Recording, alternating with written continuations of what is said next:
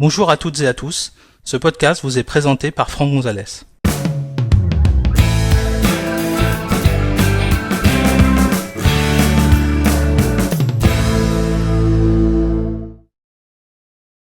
Dans cet épisode, nous allons découvrir comment activer l'usage de Touch ID pour la commande sudo dans macOS Sonoma. Pour suivre cet épisode, vous devez disposer d'un Mac équipé de macOS Sonoma minimum. Sachez que cet épisode a été réalisé sur un MacBook Air M2 fonctionnant sous macOS 14.6.1.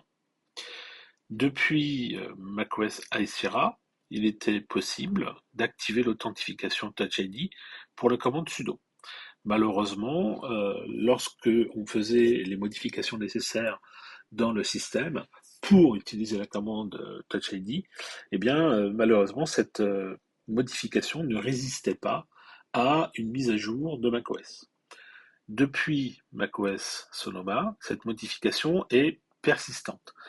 Donc ça veut dire que tout simplement, on peut modifier le réglage, faire des mises à niveau et Touch ID va pouvoir, enfin, le réglage va pouvoir être utilisé de nouveau. Alors, ce réglage, il est relativement simple, il suffit d'aller modifier un fichier de configuration et décommenter une ligne. Alors, je vous montre tout de suite comment ça fonctionne. Si j'ouvre une commande, enfin une fenêtre terminale, et que j'essaye d'utiliser la commande sudo su, vous voyez que pour le moment, il me demande mon mot de passe. Donc, je tape mon mot de passe et je suis devenu l'utilisateur root. Si je veux vous montrer le fichier en question, je vais dans le répertoire etc. Il s'agit du répertoire pam.d et à l'intérieur, vous avez un fichier qui s'appelle sudo underscore local.template et ce qu'il va falloir faire, c'est le dupliquer en sudo underscore local. Donc là, j'ai préparé déjà le fichier, hein, c'est simplement pris celui-là et copier en sudo local. Normalement, vous ne l'avez pas, d'ailleurs, je peux l'enlever hein, pour vous montrer. Sudo rm sudo local. Voilà, j'autorise le terminal à accéder à mes fichiers.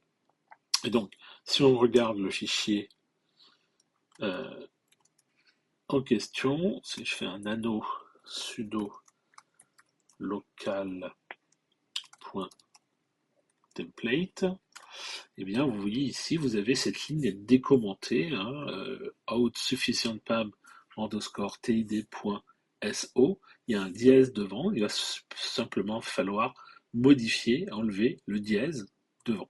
Alors, je ne le fais pas sur le template, hein, ce que je vais faire, pardon, CTRL X, je vais le dupliquer, donc je vais faire un sudo cp sudo local template en sudo local.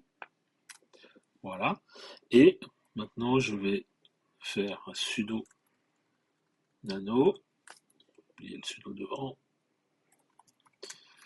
sudo local, et je vais décommenter la ligne en question.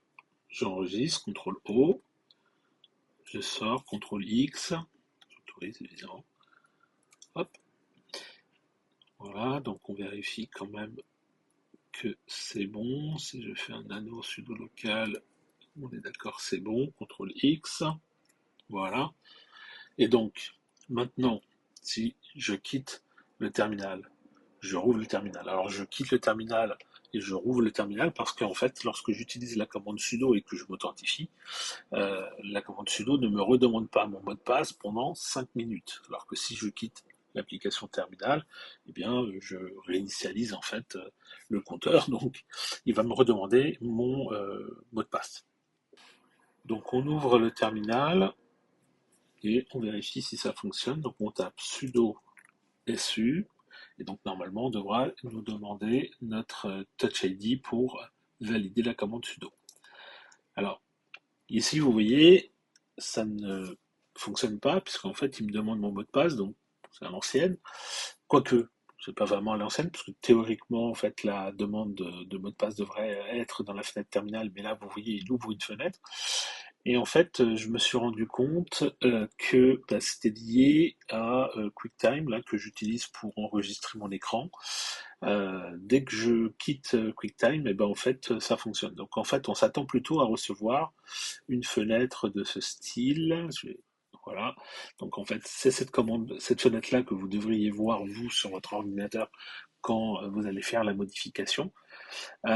Et donc bah, vous utilisez Touch ID ou alors si vous cliquez sur utiliser le mot de passe, vous arriverez justement sur cette fenêtre-là. Donc là, a priori, il y a un petit souci avec enfin, en fait, l'usage d'utiliser QuickTime pour enregistrer mon écran fait que je peux pas utiliser Touch ID quand j'enregistre. Il n'y a pas d'explication, mais en tout cas, c'est comme ça. Donc, bon, bah, en tout cas, le résultat, c'est que théoriquement, si vous faites la modification telle que je vous l'ai indiqué, ça doit fonctionner sur votre ordinateur. En tout cas, moi, ça fonctionne sur le mien, sauf quand je fais un enregistrement avec QuickTime. Donc, ça doit fonctionner sur votre ordinateur sans aucun problème. Voilà. Merci d'avoir suivi cet épisode. J'espère que vous l'avez trouvé utile et compréhensible. Si vous souhaitez en connaître davantage sur l'utilisation de macOS ou d'iOS, merci de consulter notre site web à l'adresse www.gnosis.com et suivez les thèmes formation macOS Sonoma ou formation iOS depuis la page d'accueil. À bientôt pour un prochain épisode.